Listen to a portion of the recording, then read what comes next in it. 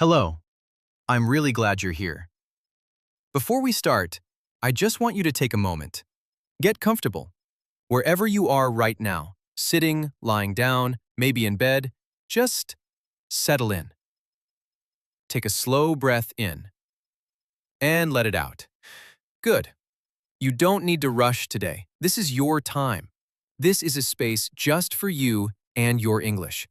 And I want you to know something right from the beginning. You are not behind. You are not failing.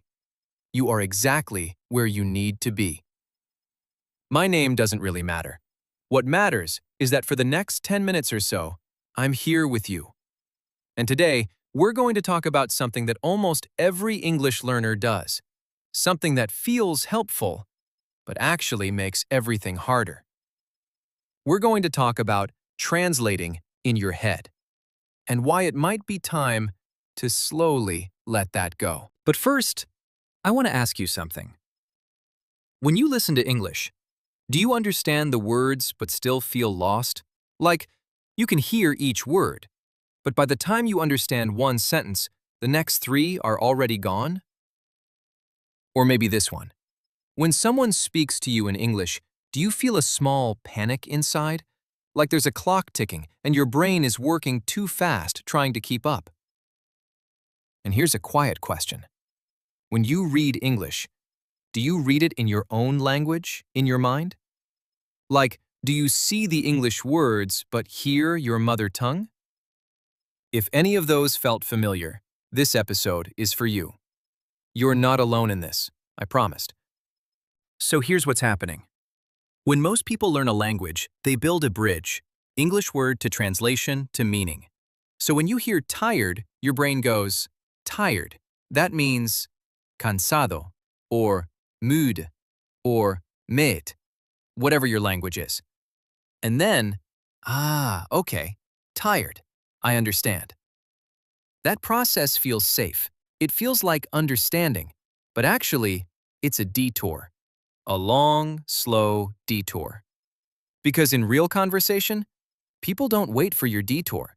A native speaker says 5 words. You translate the first 2. The next 3 are already gone. You smile and nod, but inside, you have no idea what just happened. That feeling, that slightly panicked, slightly embarrassed feeling. I know it. I think you know it too. And here's what I want to say gently. If this keeps happening, if every time you hear English, you're running it through a translation machine in your mind, your English will stay slow. Not because you're not smart, not because you don't work hard, but because translation is a wall between you and the language. You'll always feel like you're one step behind, like English is happening just slightly faster than you can catch it. And that exhaustion, that feeling after a long conversation in English where you just feel drained, that's not normal tiredness. That's the cost of running 2 languages at the same time, all the time. You deserve better than that. Your English deserves better than that. So why do we do it? Well, first, because it works. At the beginning. When you're a beginner, translation is a useful tool. You need something to hold on to, something familiar. But here's the thing. At some point, the tool becomes a habit, and the habit becomes a wall. And there's another reason. School. Most English classes teach you this way. You learn vocabulary as translations. Apple means mela. Water means agua. You think in lists. You think in pairs. So your brain learned that English requires translation, that without it, you don't really understand. But that's not true. That was just the first way you learned. It's not the only way, and it's not the best way. So what can you do? I want to give you 3 simple ideas. No rules, not homework, just ideas to try. The first one. Start connecting words to images, not translations. When you hear the word rain, don't think of the translation. Think of rain. Picture it, feel it. The sound on a window, the smell of wet ground. Let the word live in your body, not in your dictionary.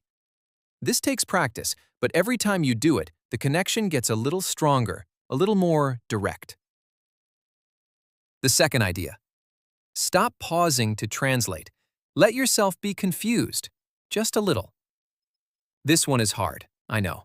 When you don't understand something, the urge to stop and translate is so strong. But try something different. Keep listening. Let the meaning arrive slowly.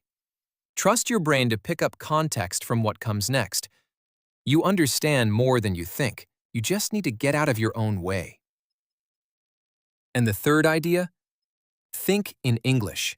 Even badly, even just a little. When you wake up in the morning, don't think, I am tired, in your language. Think, I'm so tired, in English. When you look at your coffee, don't name it in your mother tongue. Think, that smells good. Small moments, small sentences. You're not performing, you're just practicing living in the language. And slowly, very slowly, the gap between thinking and speaking gets smaller. Now I want to give you something to practice. 3 sentences, simple ones. I'll say each one slowly, and I want you to repeat after me. Don't translate. Don't think about grammar. Just feel the words. Ready? First sentence. I don't need to translate.